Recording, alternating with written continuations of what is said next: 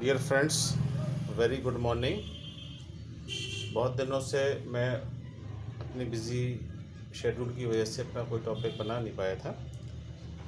एक बहुत important topic है सीबीसी, जिसको हम कंप्लीट ब्लड काउंट कहते हैं। आपने देखा होगा अक्सर डॉक्टर्स प्रिस्क्राइब करते हैं सीबीसी, और उसमें बहुत से पैरामीटर्स हैं, बहुत से टेस्ट आते हैं, और उन टेस्ट में क्या क्या चीज़ें डॉक्टर देखते हैं और उनकी क्या इम्पोर्टेंट है। तो उसको हम थोड़ा सा ब्रीफ में आपको बताते हैं कि ये सीबीसी है क्या। सीबीसी में अगर आप देखते हैं तो सबसे पहला आता है डब्ल्यूबीसी है, आरबीसी है, एचबी है, एससीटी हेमाटोक्रेट है, MCV, MCH, MCHC, RDW, platelet, MPV. ये एक शॉर्ट फॉर्म्स लिखे हुए हैं, इसको मैं क्लियर करूँगा कि ये इनके है क्या, क्या इनकी डेफिनेशंस क्या होती है और इसके एसोसिएटेड डिसऑर्डर्स क्या है। तो सबसे पहला हम लेते हैं सीबीसी। सीबीसी में सबसे पहला पॉइंट है डब्ल्यूबीसी। डब्ल्यूबीसी को अगर आप देखें तो ये डब्ल्यूबीसी में जिसको हम वाइट ब्लड काउंट कहते हैं, इसको और इनलार्ज कर लेते हैं हम। तो वाइट ब्लड सेल्स इसका जो टेस्ट नेम है। डब्ल्यूबीसी जो है वो फिर डिफरेंशियल्स हो जाती हैं, वो आ जाती है न्यूट्रोफिल्स में, लिम्फोसाइट्स में, मोनोसाइट्स, ईसनोफिल्स, बेसोफिल्स। सभी सेल्स का अपना अपना एक अलग सिग्निफिकेंट है, सबकी एक अलग वैल्यू है, सबकी इम्पोर्टेंस है, सबके रेशियो बढ़ने से घटने से क्या क्या डिजीज़ेस पैदा होती हैं हम आपको डिटेल में बताते हैं अभी। डेफिनेशन क्या है? डब्ल्यूबीसी जो हैं, जो इन्फेक्शन को फाइट करती हैं, ये 5 टाइप्स की हैं जो आपको लेफ़्ट साइड में हमने बता दिया गया। इनका मेन काम क्या होता है? इन्फेक्शन और ल्यूकीमिया। ल्यूकीमिया एक टाइप ऑफ ब्लड कैंसर है। सेकंड आता है आपका आरबीसी। आरबीसी यानी रेड ब्लड सेल्स हैं। रेड ब्लड सेल्स, इनका काम होता है हीमोग्लोबिन का, और हीमोग्लोबिन का जो मेन काम है ये ऑक्सीजन मॉलिक्यूल्स को हीम के साथ में, और ये कैरी करते हैं बॉडी की डिफरेंट सेल्स में, जहाँ पे ये ऑक्सीजन सप्लाई करते हैं सभी टिश्यूज़ को, सेल्स को। अगर ये कम हो रहे हैं तो ये इनका सिग्निफिकेंट है। अगर इसकी वैल्यू कम हो रही है तो ये एक सिग्निफिकेंट है, यानी मार्कर है, पता लग जाएगा कि इससे क्या प्रॉब्लम आ रही है। वो है एनीमिया है, ब्लीडिंग मालन्यूट्रिशन है, किडनी डिजीज़ हैं, और भी बहुत सी चीज़ें हो सकती हैं जो इसमें लिस्टेड हैं, वो हम आपको बता रहे हैं। अगर इसकी आरबीसी की वैल्यू बढ़ी हुई है, नॉर्मल रेंज से बढ़ी हुई है, तो वो पॉलीसाइथीमिया हो सकता है, हार्ट एंड लंग डिजीज़ हो सकती है, और डिहाइड्रेशन में हो सकता है। इसके बाद आता है हीमोग्लोबिन। हीमोग्लोबिन जिसको हम एचबी से डिनोट करते हैं, ये एक प्रोटीन है। प्रोटीन का काम होता है ऑक्सीजन को कैरी करना। ये भी वही है कि एनीमिया में, ब्लीडिंग डिसऑर्डर्स में, मालन्यूट्रिशन में, लीवर सिरोसिस में और कार्सिनोमा के डिजीज़ में ये ऑटोमेटिकली इनकी परसेंटेज वैल्यू कम हो जाती है, और जो बढ़ते हैं, अगर डिहाइड्रेशन है, पानी की कमी हो रही है, तो इनकी वैल्यू बढ़ जाएगी। और दूसरा पॉलीसाइथीमिया, वो कंडीशन जिसमें कि एचबी की वैल्यू बढ़ी हुई होती है। नेक्स्ट है हीमेटोक्रिट। हीमेटोक्रिट क्या है कि ये amount of space in the blood that is occupied by RBC. वो अमाउंट जो आरबीसी एक्वायर्ड करती हैं उनको हम हेमेटोक्रिट कहते हैं। अगर ये कम है तो एनीमिया को सिग्निफिकेंट कर देते हैं। अगर ये कम हो रहे हैं तो आप देखेंगे कि वहाँ पे एचबी की वैल्यू कम होगी, यानी कि अगर हेमेटोक्रिट की वैल्यू कम है तो आप एनीमिया को देख सकते हैं कि ये एनीमिया को इंडिकेट कर रहा होगा यहाँ पे, ये एनीमिया को। इसके बाद जो आता है एमसीवी, जिसको हम मीन कॉर्पसल्स वैल्यू कहते हैं। एवरेज साइज़ इनका आरबीसी ही है। एनीमिया, थैलेसीमिया, माल न्यूट्रिशन में ये इनकी वैल्यू जो है आपको डिफरेंशिएट मिलेगी। इसके बाद है एमसीएच, जिसको हम कहते हैं मीन कॉर्पसल्स हीमोग्लोबिन। ये एवरेज अमाउंट ऑफ हीमोग्लोबिन जो है सभी आरबीसी में कितना है, उसको ये एमसीवी काउंट करता है। एमसीवी जो इंडिकेट करता है वो एनीमिया में है, थैलेसीमिया में है और माल न्यूट्रिशन में। इसके बाद आते हैं हम एमसीएच, मीन कॉर्पसल्स हीमोग्लोबिन। ये है एमसीएच आपका, mean corpuscles haemoglobin. Average amount इसका वही है, एनीमिया, थैलेसीमिया, माल न्यूट्रिशन में। नेक्स्ट है MCHC. Mean corpuscular haemoglobin concentration. ये एवरेज अमाउंट जो है हीमोग्लोबिन का आरबीसी को, उसको कंपेयर करते हैं, एवरेज साइज जो है आरबीसी का बताते हैं। एनीमिया माल न्यूट्रिशन में भी है, इसकी कमी आपको महसूस होगी। आरडीडब्ल्यू जिसको रेड सेल डिस्ट्रीब्यूशन, ये आपका जो इसका डेफिनेशन है आरडीडब्ल्यू की क्या है कि amount of variation in the size of RBC. अगर आरबीसी की साइज़ में अलग अलग वेरिएशंस उनके साइज़ और शेप में आते हैं तो आरडीडब्ल्यू होते हैं। सेम एनीमिया, थैलेसीमिया, माल न्यूट्रिशन में है। प्लेटलेट जो बहुत ही इंपॉर्टेंट है, आजकल आप देख रहे होंगे सभी डॉक्टर जो हैं प्लेटलेट पे ज़्यादा फोकस कर रहे हैं, और पब्लिक और जो जनरल लोग हैं वो भी इसको सोचते हैं कि ये प्लेटलेट क्या है। प्लेटलेट भी जो है एक स्टिकी सेल्स होती हैं जिनका काम होता है ब्लड को क्लॉट कर। अगर इनकी परसेंटेज कम हो जाती है तो ये प्रॉब्लम क्रिएट कर सकते हैं, ब्लीडिंग डिसऑर्डर्स हो सकता है। अगर इनकी जो वैल्यू है जो 1.5 लाख से 4.5 लाख तक इसकी नॉर्मल वैल्यू होती है, अगर ये कम होने लगते हैं और अगर बहुत कम होते हैं, यानी कि अगर इनकी परसेंटेज जो है 20,000 से भी कम होने लगती है तो ब्लीडिंग डिसऑर्डर्स हो जाते हैं। ये बहुत सी डिजीज़ में कम होते हैं। अभी सिर्फ एक मिथ है, ज़्यादातर लोग समझते हैं कि जिसको डेंगू हो रहा होगा वही है। हम आगे इसको क्लियर डिस्कस करते हैं आपका। इसके बाद है MPV, that is called mean platelet volume. ये मीन प्लेटलेट वॉल्यूम क्या है? ये एवरेज साइज़ ऑफ प्लेटलेट को शो करता है कि इनका एवरेज साइज़ जो साइज़ है उससे ये बराबर आती हैं, उनसे छोटी हो जाती है या बड़ी हो जाती हैं। ये ब्लीडिंग क्लॉटिंग डिसऑर्डर्स को शो करते हैं। इसके बाद हम आते हैं, एक एक वैल्यू लेते हैं कि जो WBC है तो उसकी एक नॉर्मल कितनी फिगर होना चाहिए, या WBC की वैल्यू कितनी है। कि जो WBC है वो 4000 से लेके 11,000 तक इसकी वैल्यू आ रही है। ये 4000 से लेके 11,000 तक ही है। इसके बाद है RBC है। RBC काउंट जो है वो 4.4 से 6.6 तक है। इसके बाद है हीमोग्लोबिन जो है नॉर्मल या एवरेज हीमोग्लोबिन मेल फीमेल में जो काउंट करते हैं वो 13.5 से 18 तक है, ग्राम पर डेसीलीटर है। हीमेटोक्रिट की वैल्यू जो है वो 40 से 52 एक नॉर्मल कंसीडर की है परसेंटेज में। अगर इससे कम होगी तो क्या होगा, इससे ज़्यादा हो जाएगी तो क्या होगा, वो हम आगे डिस्कस करते हैं। MCV 80 से 100 है। MCV के बाद अगर आप देखें, MCV के बाद जो है MCH है। MCH की 27 है, 27 से 33 है। MCSC ये आ रहा है MCSC की है 31 है, 31 से 36 है।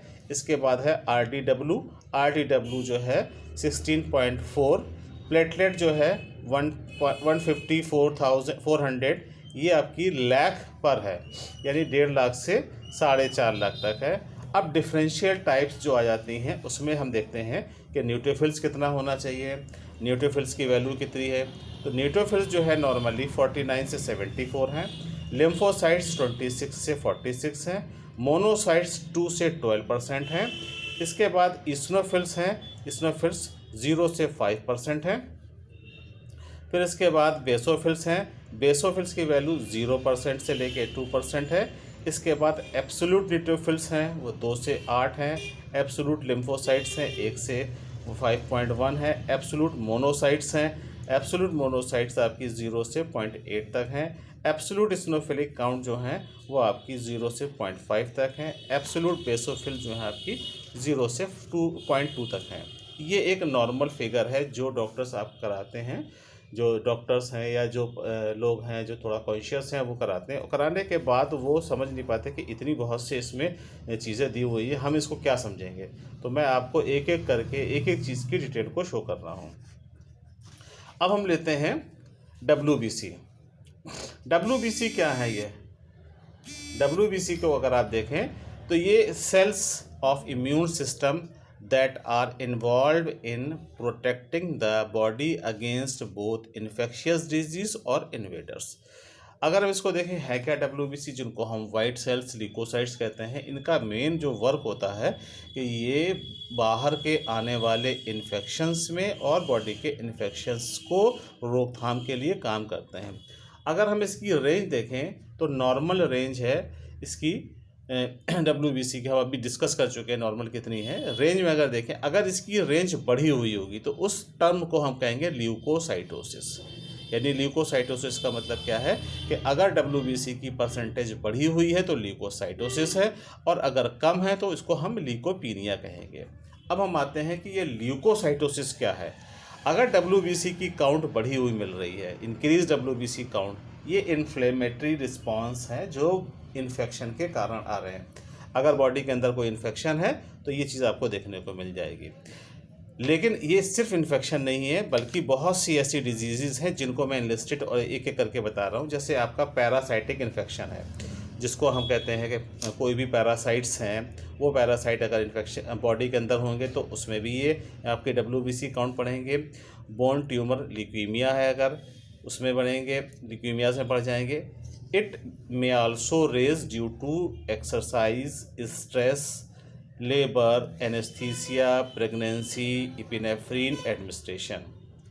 अब इसमें यह है कि अगर ये बढ़ रही है तो हम सिर्फ एक इसको ये बात मान के न चलें कि केवल इन्फेक्शन हो गया, कोई इन्वेडर्स आ गया, बैक्टीरिया वायरस है तो ये बढ़ गए। ये बढ़ रही है, पैरासाइटिक इन्फेक्शन है। बहुत कॉमन सा है कि अगर बॉडी के अंदर वॉर्म इन्फेस्टेशन है या पेट में कीड़े हो जाते हैं तो WBC की काउंट बढ़ेगी। आपके बोन का ट्यूमर हो रहा होगा तो WBC काउंट बढ़ जाएगी। ल्यूकीमियाज़ हैं तो बोन की TB, ल्यूकीमियाज़ बोन, ब्लड कैंसर है अगर तो उसमें भी WBC बढ़ जाएगी। अगर बहुत ज़्यादा लोग जो एक्सरसाइज करते हैं, जिमनास्ट हैं, तो वो बढ़ेगी। स्ट्रेस की कंडीशन में, तनाव की कंडीशन में अगर होंगे तो बढ़ेगी।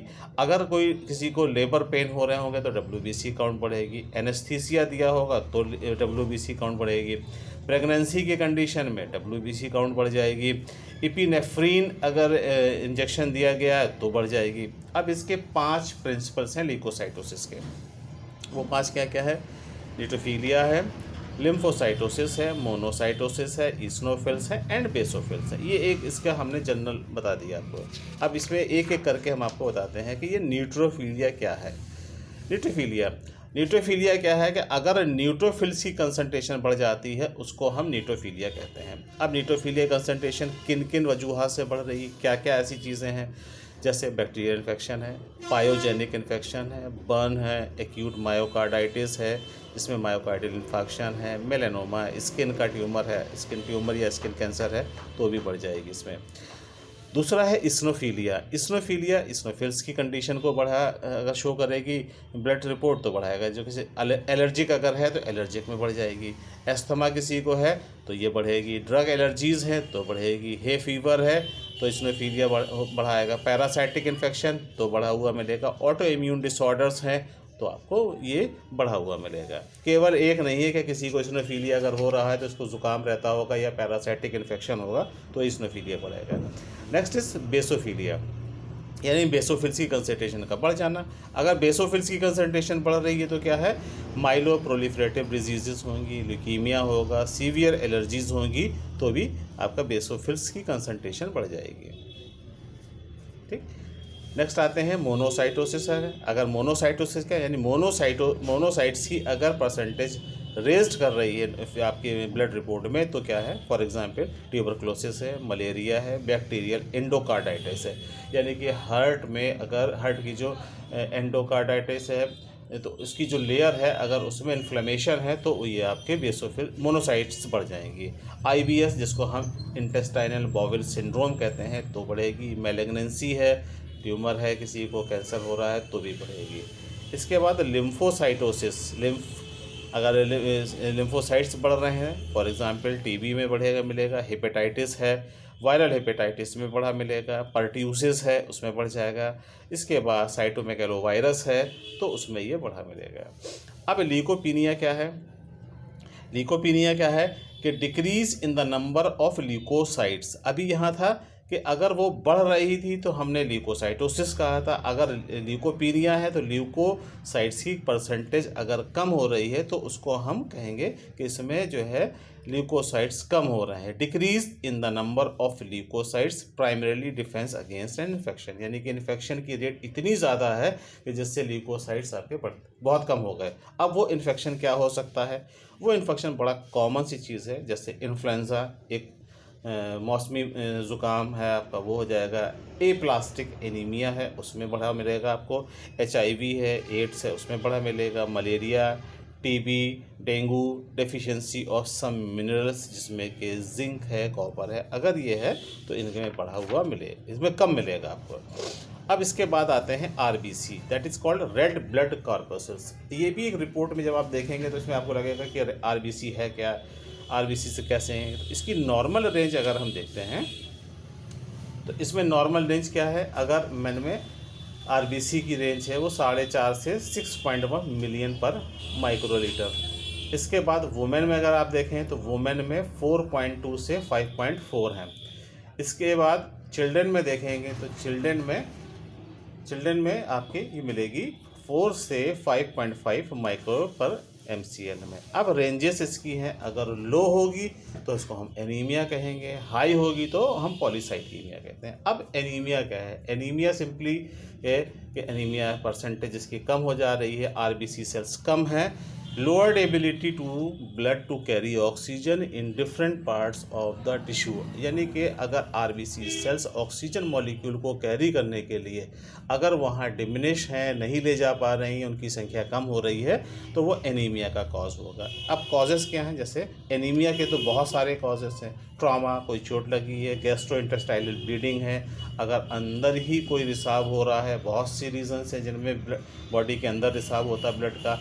आयरन डेफिशिएंट हो गया, विटामिन B2 डेफिशिएंसी हो गई, नियोप्लास्ट ऑफ बोन है, और मलेरिया में भी RBC काउंट कम हो जाएंगे। इसके बाद पॉलीसाइथीमिया है। पॉलीसाइथीमिया क्या है कि अगर इसकी RBC की कंसंट्रेशन बढ़ गई है, अगर कम हुई तो हमने एनीमिया कहा, पॉलीसाइथीमिया यानी कि अगर बढ़ गई है तो उसको हम कहेंगे इरिथ्रोसाइटोसिस, इसका दूसरा नाम है। कॉजेस क्या है? जैसे कि आपका माइलोप्रोलिफरेटिव डिजीजेस हैं, यानी कि ओवर प्रोडक्शन ऑफ RBC का प्रोडक्शन ही बहुत ज़्यादा होने लगे। जब प्रोडक्शन ज़्यादा होगा तो वैल्यू भी ज़्यादा आएगी।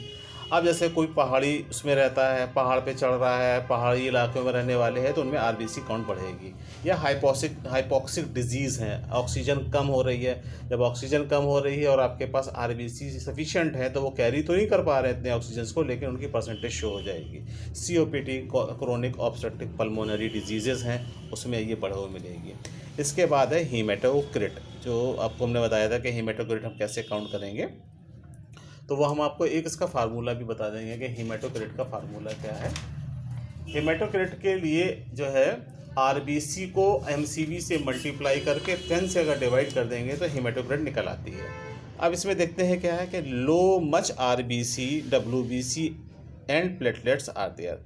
हीमेटोक्रिट में क्या है कि RBC भी कम हो, WBC भी कम हो और प्लेटलेट भी कम हो। जब ये तीनों कम होंगे तो डेफिनेटली है कि हीमेटोक्रिट की वैल्यू भी कम होगी। मेल में नॉर्मली 40 से 50% है और फीमेल में 36 से 44% है ये। इसके बाद आते हैं हाई वैल्यूज़ में। अगर हाई वैल्यू है तो हेल्दी है, डिहाइड्रेशन भी हो सकता है, कार्बन मोनोऑक्साइड पॉइजनिंग भी हो सकती है, कि इन कंडीशंस में SCT की वैल्यू यानी हीमेटोक्रिट की वैल्यू बढ़ी हुई मिलेगी। अगर इसकी लो वैल्यू आ रही है तो पुअर न्यूट्रिशन है, विटामिन B6, B12 डिफिशियंसी है और एनीमिया है। इसके बाद आता है हीमोग्लोबिन, जिसको हम काउंट करते हैं कि भाई हमारा खून कितना है। एक नॉर्मल पब्लिक ही बोलती है कि इसमें डॉक्टर साहब देख लीजिए कि हीमोग्लोबिन खून कितना है हमारे जिस्म में। तो वो चीज़ है कि नॉर्मली जो है मैन में, एक हेल्दी एडल्ट मैन में 13.5 से 17.5 ग्राम पर डेसीलीटर है। वुमेन में थोड़ा सा कम होता है, 12 से 15.5 तक है। न्यूबॉर्न बेबीज़ में ज़्यादा होता है, 17 से 22 ग्राम पर डेसीलीटर। 1 वीक का अगर चाइल्ड है तो 15 से 20 है, 1 मंथ का चाइल्ड है तो 11 से 15 है और चिल्ड्रन में नॉर्मली 11 से 13 है। ये एक आइडियल वैल्यू है। अलग अलग पैथोलॉजिस्ट की अलग अलग उसकी रिपोर्ट्स में वेरिएशन थोड़ा बहुत हो सकता है, लेकिन एक एवरेज वैल्यू ये है। MCV, जिसको हम मीन कॉर्पस्कल वॉल्यूम कहते हैं, वो है क्या MCV? MCV क्या है, इसकी रेंज अगर आप देखें तो ये मेल में 80 से 100 है, और फीमेल में ये 80 से 100 है, ठीक है, दोनों में। हाई MCV अगर है, अगर 100 से हाई जा रहा है, it means RBC are larger than normal size, यानी कि अगर इसकी MCV की वैल्यू नॉर्मल से बढ़ी हुई मिल रही है तो RBC जो है वो साइज़ में बड़े हैं, जिसको हम मैक्रोसिटिक एनीमिया कहते हैं, मैक्रोसिटिक एनीमिया। अगर इनकी लो है तो लो में क्या होगा, साइज़ कम होगा, जिसको हम माइक्रोसिटिक एनीमिया कहते हैं। MCV को हम कैसे काउंट करते हैं, यानी कि हेमेटोक्रिट को 10 से मल्टीप्लाइड करके RBC से डिवाइड करेंगे तो वो आ जाएगा। नेक्स्ट है हमारा MCH। MCH क्या है, जिसको मीन कॉर्पस्कुलर हीमोग्लोबिन कहते हैं। नॉर्मली रेंज जो होती है 27.5 से 33.2 पिकोग्राम होती है, जिसको हम शॉर्ट में इसका जो है सिंबल PG है।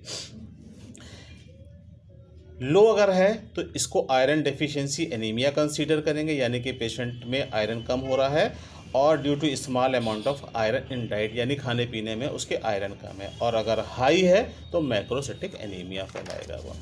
इसके बाद हम MCHC आते हैं, जिसको हम मीन कॉर्पस्कुलर हीमोग्लोबिन कंसंट्रेशन कहते हैं। नॉर्मली रेंज इसकी 33.4 से 35.5 ग्राम पर डेसीलीटर पर 100 ml में है। अगर ये हाई हो रही है तो ये haemoglobin is more concentrated than the normal. अगर इसकी वैल्यू बढ़ी हुई है तो यानी कि इसका मतलब है कि हीमोग्लोबिन जो आपका बड़ा कंसनट्रेटेड गाढ़ा हो रहा है। अगर लो है तो हाइपोक्रोमिक माइक्रोसिटिक एनीमिया होगा। इसी तरह से RDW, जिसको हम रेड सेल डिस्ट्रीब्यूशंस कहते हैं, रेंज है इसकी मेल में 11.8 से लेके 14.5 तक के है। इसी तरह से फीमेल में 12.2 से 16.1 तक है। हायर में अगर इसकी देखें तो ये microcytic anaemia, deficiency of iron, vitamin 12 B12 deficiency होगी। और अगर लो में है इसका मतलब होता है कि आपकी जो ब्लड सेल्स हैं उनका साइज़ कम है। अब आते हैं इम्पॉर्टेंट पार्ट, जो प्लेटलेट्स। आजकल बड़ी बूम चल रही है प्लेटलेट्स की, जिसको देखो साहब प्लेटलेट्स कम हो रही हैं प्लेटलेट्स। तो ये प्लेटलेट्स जो अगर कम हो रही हैं तो इसके लिए एकदम घबराने की ज़रूरत नहीं है। अगर किसी की प्लेटलेट कम हो रही हैं तो सिर्फ डेंगू है।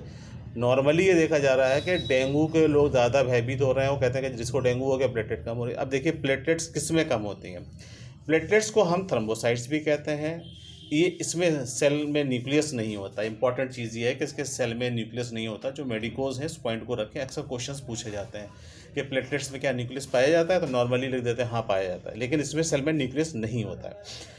ये फ्रेगमेंट्स हैं साइटोप्लाज्म के, और ये ड्राइव्ड होते हैं मेगा कैरियोसाइट्स से। इनको हम बॉडी निकालती है, और जो कि बोन मैरो में होता है। बोन मैरो में इनका प्रोडक्शंस होता है, और कुछ पार्ट इनका जो है लंग में होता है। और ये चीज़ जो है यानी कि प्लेटलेट्स जो है they found only in mammals, यानी कि केवल मैमल्स में, जिनमें मेमरी ग्लैंड्स है, यानी कि ऐसे जीव जो बच्चे देते हैं उनमें ही पाई जाती है प्लेटलेट, अदर दूसरे में नहीं पाई जाती हैं। अब प्लेटलेट्स आप देख लिए कि अगर प्लेटलेट्स बहुत ज़्यादा हो रही हैं या बहुत कम हो रही हैं, तो मेन हमें जानना चाहिए कि हमारी फैक्ट्री कहाँ है। इसकी फैक्ट्री जो है बोन मैरो और लंग्स में है। अगर बोन मैरो में इसका प्रोडक्शन अच्छा नहीं हो रहा होगा तो डेफिनेटली ये प्लेटलेट्स कम हो जाएंगे। अगर कंसंट्रेशन इसकी बड़ी होती है, जिसको हम कहते हैं थ्रोम्बोसाइटोपिनिया, और कम होगी जिसको हम कहेंगे थ्रोम्बोसाइटोसिस।